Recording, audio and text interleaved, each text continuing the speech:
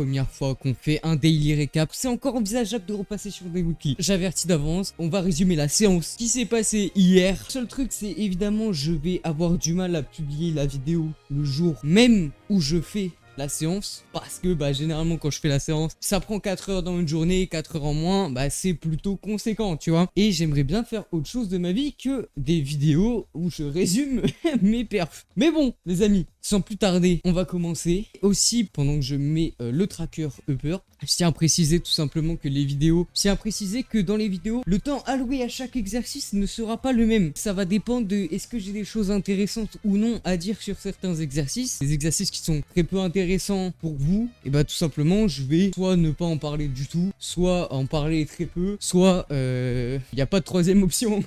On est directement parti. Alors, j'ai commencé ma séance par des front et back lever. Aussi, une nouvelle méthode que je teste, c'est de faire un genre de superset, mais un peu plus sophistiqué, tu vois. Pendant mes échauffements, je fais un superset classique, c'est-à-dire que je fais front, back, temps de repos. Comme ça, au moins, ça me fait vraiment gagner du temps, et sincèrement, du temps commence à en manquer, tu vois. Donc, ça, c'est super pratique, et ça marche très très bien sur moi, parce que tout simplement, du coup, ça me permet d'être beaucoup plus chaud quand j'arrive sur n'importe quel exo, parce que en plus, j'ai plus de muscles chauffés, etc. Enfin, genre, je me sens mieux. Psychologiquement, je me sens super bien. Ensuite, dès que j'arrive sur mes séries effectives, je reste pas sur ce principe de faire un superset sur les gros exos, type dips, traction, squat, soulevé de terre. Mais par contre, je fais un genre de superset, donc amélioré. En gros, je fais mon exercice A, j'ai commencé à chronométrer mes temps de repos parce que, sincèrement, si vous pouvez ne pas le faire, ne le faites pas. Mais gros, je te jure que quand tu passes 6 heures à la salle, t'as envie de trouver des solutions, et une des solutions, c'est de chronométrer au bout d'un moment ses temps de repos. Donc, je mets 4-5 minutes de temps de repos. Évidemment, quand c'est des exos un peu plus d'isolation, on descend à 2 minutes, parce que généralement, ça va, je peux le tanker. Ensuite, je fais l'exo B, et je reprends mon temps de repos, et je refais l'exo A, et du coup, ça me fait une série exo A, une série exo B, une série exo A, une série exo B. J'ai autant de temps de repos qu'avant cette technique, sauf qu'en plus, du coup, entre les deux, j'ai fait une série de mouvements B. Donc, tout simplement, je mets 2 fois moins de temps à faire ma séance. Du coup, ça donne pas 2 fois moins de temps, mais je prends moins de temps, et ça, c'est juste incroyable de pouvoir faire mes séances en 3 heures au lieu de 6 heures. C'est trop bien. Du coup, on est sur un cycle, on va dire, de pivot. En fait, c'est un cycle où je fais pas de mouvement d'SBD de compétition. Je vais aussi maintenant compléter le tableau en même temps que de vous parler des performances, parce que tout simplement, comme ça, vous pouvez voir un peu comment je gère le tracking. Hop, on est sur front, nickel. Donc, j'ai fait une série à moins 24 kg plus les slippers. Pourquoi jouer avec les slippers? Tout simplement parce que tu as une différence entre quand tu fais juste une série à moins 24 kg et quand tu fais une série à moins 24 kg plus tes slippers. Tout simplement parce que tes slippers pèsent un certain poids, 400-500 grammes. Mais 400-500 grammes, quand c'est en bout de levier, tes jambes, elles sont super loin. Même quand tu fais 1m60, forcément que le poids, putain, tu le sens, tu vois. Rien que rajouter des slippers, ça rajoute une vraie difficulté. Et ça permet de jouer, en fait, avec le délestage, lestage, pour avoir plus de rangées de reps possible, et par conséquent, pouvoir PR plus souvent sur d'autres formats de reps, sur d'autres rep range. Donc ça, ces anciennes perfs là, voilà. Et donc vous voyez que si mon moins 24 kg plus slipper c'est ici, mon moins 24 kg il est forcément descendu au moins à 14. Ça fait que mon moins 28 il est forcément descendu jusqu'à là par exemple. Et ainsi de suite. On va pouvoir directement répondre à cette question étant donné que en deuxième série j'ai fait un moins 28 kg. Ce moins 28 kg je l'ai fait et j'ai fait 18 reps. Ça veut dire que l'ancien moins 28 kg est impossible en fait. C'est pas un PR, ça n'a pas de sens. Si je peux faire moins 28 x 18, je peux pas faire moins 28 x 14 et que ça soit un PR, tout simplement. Et là, on a un tableau tout propre. Ça, c'est le tracking magique. Je sais même pas si j'ai le droit de vous montrer ça, en fait. C'est tellement illégal ce que je suis en train de faire, les amis. Mon coach pourrait me foudroyer sur place. Je viens d'y penser, là. Après, c'est jamais qu'un tableau, tu vois. Enfin, je ne dévoile pas tout. Même si je montre ça, il va y avoir tellement peu de personnes qui vont refaire ça. Parce que personne n'y croit. Et sincèrement, vous n'y croyez pas. Mais vous êtes cons. Voilà, moi je dis les termes. Y a quoi maintenant? Mais enfin bref, on passe au back lever. Ça bouge, mais monstrueusement bien. On passe de moins 24 kg pour 11 reps à moins 20 kg pour 11 reps. Moins 20 kg plus chaussures. Attends, non. J'étais en slippers ou j'étais en chaussures? Putain, j'ai fait... Attends. Je sais pas. pas. On va mettre moins 20 kilos plus chose. J'ai marqué ça, c'est que c'est sûrement ça. Et le moins 24 kilos, il passe à 15 reps, mon ami. Ça bouge bien de fou, d'autant plus que je n'ai pas fait de back, de front lever depuis. Mais depuis. Donc la dernière fois que j'en ai fait, c'était il y a quasiment un mois. Et ça bouge comme ça. Mais c'est n'importe quoi, c'est n'importe quoi. Et après, on va dire que pour être bon sur un mouvement, il faut faire le mouvement. Ben voyons. Après, on passe aux dips posés. Et là, j'ai un dilemme, les amis. C'est que sur mes dips posés, sur la première série notamment, les poses étaient vraiment super timides. Et le problème, c'est que si je me le compte pas, ça me fait un PR en moins, tu vois. Et j'aime pas. Et en plus là, tu vois, c'est une case vide. Intérieurement, je sais que j'aurais pu avoir les 10 reps avec une meilleure forme. Mais d'un côté, je sais pas. Vu que je me suis bien niqué au bac, tu vois, je me dis, mais je pense que je vais me le valider. Quoi? Est-ce que je me le valide? Pour une raison très simple. C'est que ça me poussera, si je veux repérer la prochaine fois, à tout simplement à me dépasser encore. Voilà. C'est aussi simple que ça. Et je me suis trompé pour le front, c'est un 55 CT.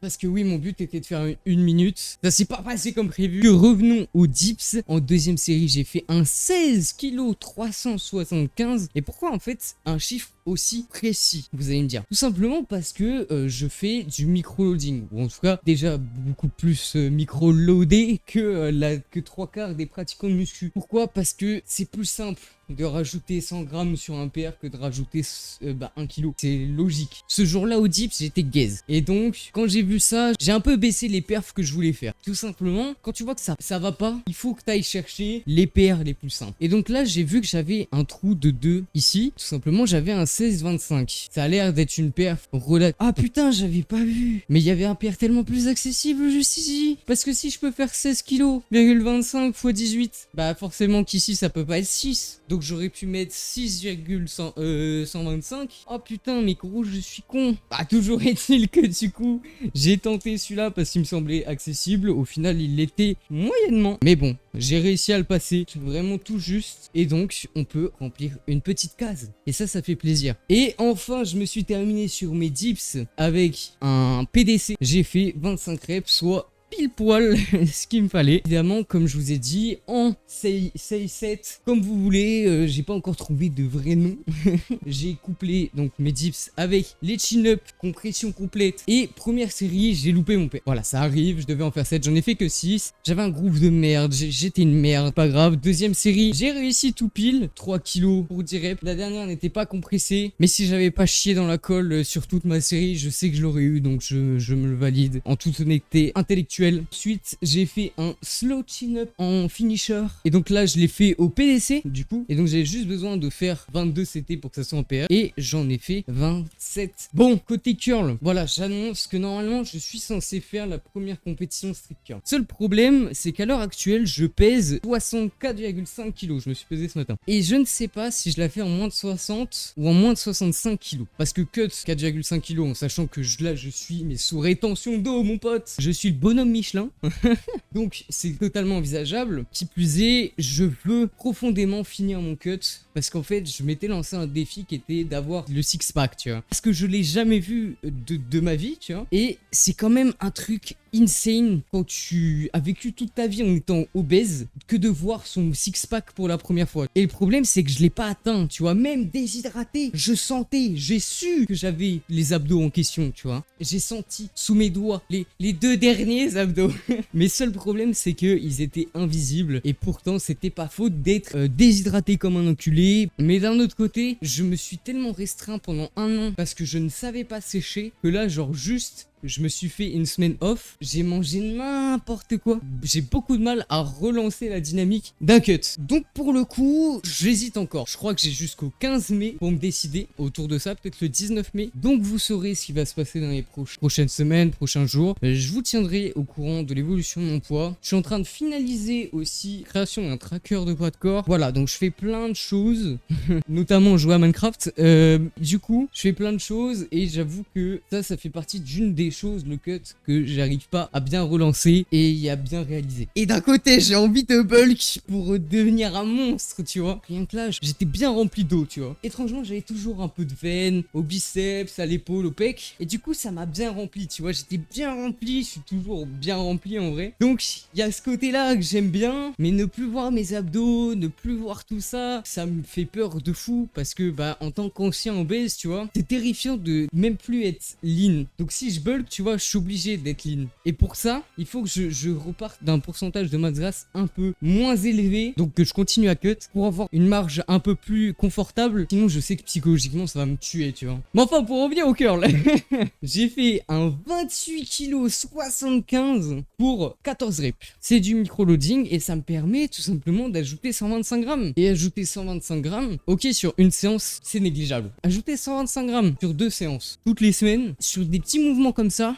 c'est plutôt incroyable. On va faire le calcul. C'est pas réaliste du tout comme calcul, hein, mais imaginons, je farme 1 kg par mois sur mon strict curl. Ça veut dire que là, mon père qui a 42,75 plus 12, dans un an, je serai autour des 55 kg. C'est-à-dire qu'en un an quasiment, je suis très proche de mon 100% PDC. Je considère toujours que je fais 60 kg, d'accord? Parce que je sais que si je cut, je peux descendre à 60 kg en fait. Et garder les mêmes perfs, tout simplement. Le micro-loading, c'est une putain de façon de continuer à PR, de continuer et de se sortir en fait d'une stagnation. Parce que généralement, si tu stagnes, pour moi, c'est que tu n'arrives pas à voir ta progression. Et ça peut venir de plusieurs facteurs. C'est déjà, en fait, tu ne cherches pas à voir cette progression. Moi, je vois cette progression parce que je fais du micro-loading. Voilà, je pense aussi que tu vas évidemment retarder ta progression si tu ne micro-loads pas, tout simplement parce que tu vas vouloir faire des jumps trop conséquents. Et donc, tu vas perdre ton temps à faire des séries inutiles, à faire du junk volume, à faire des PRAT, à faire tout ça. Tu vas progresser forcément. Tu vois, c'est pas parce que tu fais un lift, tu vas quand même stimuler ton corps. Donc, au long terme, tu vas quand même avoir des adaptations. Si t'échoues tout le temps, tu finiras par le réussir, mais ça prendra très certainement plus de temps que si jamais t'avais ajouté 250 grammes et que chaque semaine t'avais réussi à faire ton PR. Parce que rien que psychologiquement, du coup, bah c'est plus simple. Tu peux pas te dire quand t'arrives devant la barre que tu vas échouer. Parce que pour toi, tu réussis. C'est peut-être de la broscience, mais je pense sincèrement que ça marche. Je pense sincèrement que c'est une technique de zinzin. Je pense aussi que, tout simplement, c'est surpuissant, le micro-loading. Après, j'ai fait un 23 kg pour 21 reps. Pas un huge PR, mais un PR quand même. On prend le strict curl, tu vois.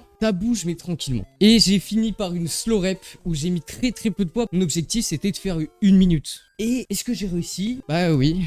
Et 60 c'était mais vraiment pile. Après bon Skull Crusher, j'ai pas d'objectif particulier pour l'instant. Je connais mon objectif, tu vois, c'est le 100% PDC en Skull Crusher. Mais en fait c'est pas un objectif que je tryhard. C'est complètement par période. D'autres périodes ça va être les dips, d'autres périodes ça va être le bench, etc. Si tu essaies de tryhard tout en même temps, à mon avis tu vas moins réussir à perf quand même. Parce que pour le coup, tu vas peut-être un peu trop te fatiguer. Même si ne pas tryhard complètement, ne veut pas dire ne pas progresser, tu vois. Et c'est pas parce que je tryhard pas que je vais ne pas progresser. Mais c'est juste que je lève un peu le pied sur l'objectif. Et après, j'ai fini ma séance. Fait un face pull 23 kg, 77 reps. Et crois-moi, ça fait mal. Je pense pas que je touchais aux infinity reps. Parce que c'est vrai que c'est un truc que j'ai pas encore abordé aujourd'hui. Et là, on va pouvoir l'aborder sur 2 séries. Notamment, donc, Dragon Flag, première série effective, moins 20 kg, plus Slippers. Et donc là, on a une putain de progression de zinzin, sincèrement. Hop, tout ça, tac, tac, 15 reps, c'est monstrueux. Je me suis détruit les abdos. Et du coup, après ça, je me suis dit, ok, il faut que je teste un truc, il faut que j'expérimente. Là, bon, je suis mort pour faire un autre PR. Du coup, je me suis dit, ok, on va faire un max hold. Sauf qu'en fait, le max hold, je me suis dit, ok, il y a des infinity reps,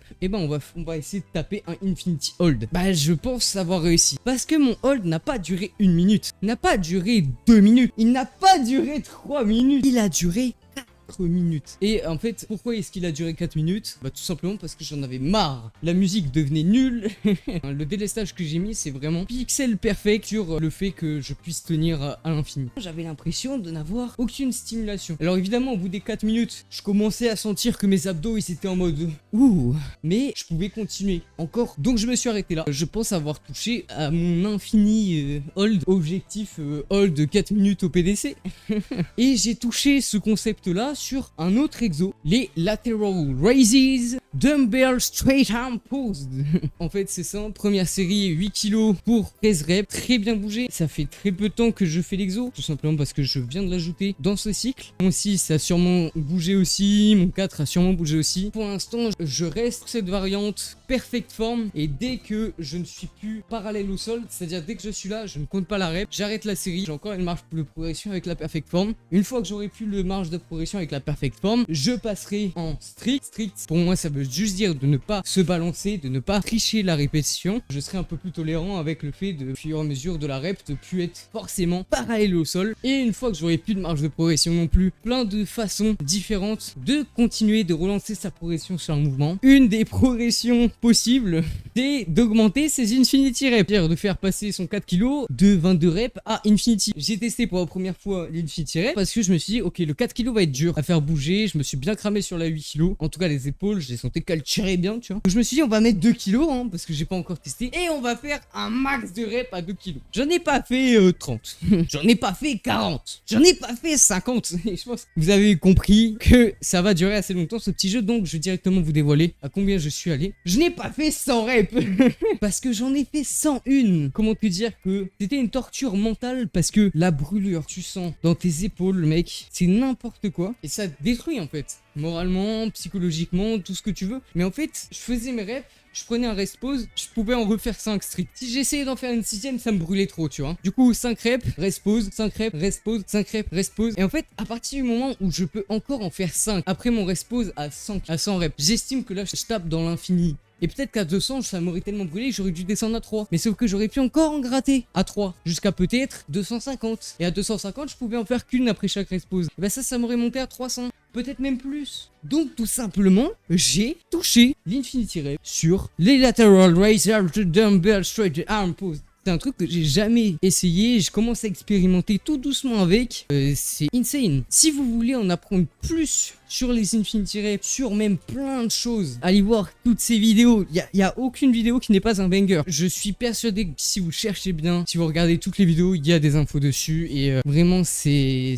un banger absolu, sa chaîne, c'est un banger absolu. Ce mec est un banger absolu. Allez directement chercher à la source, tu vois. Je ne fais pas que répéter, je comprends ce qu'il m'explique, tu vois. Mais je n'ai pas encore accumulé assez d'expérience pour développer encore plus que je pense, même s'il y a sur certains points où je commence à réfléchir à des petites choses pour améliorer, notamment du coup les supersets. Ça fait 1 semaine et demie que je teste et ça me change la vie côté temps, côté performance, et mentir que de dire que ça les booste. Au long terme, du coup, ça va booster mes perfs. Pourquoi? Parce que si je passe 4 heures au lieu de 6 heures à la salle, parler de récup ou de trucs comme ça, psychologiquement, je suis beaucoup plus frais sur les derniers exos. Parce qu'avant, j'arrivais au curl, j'en avais marre. Vraiment, j'avais envie de partir parce que ça faisait déjà 4 heures que j'étais là, tu vois, 2-3 heures. Et là, en fait, j'arrive à mes curls et je les fais avec plaisir parce que ça fait 1h30 que je suis là. 1h30, 2 heures. C'est beaucoup plus agréable pour progresser et donc je pense qu'au long terme, ça apportera beaucoup plus de bénéfices de procéder comme ça. Bref, les amis, c'était c'est qui. J'espère que vous allez continuer à suivre un peu tout ça parce que voilà, c'est pas fini en fait. Ça fait que commencer et c'est ça qui est marrant. C'est qu'on va aller chercher des perfs rocambolesques ou gaboudagadiesques. Je vous dis ciao. Donc, ciao.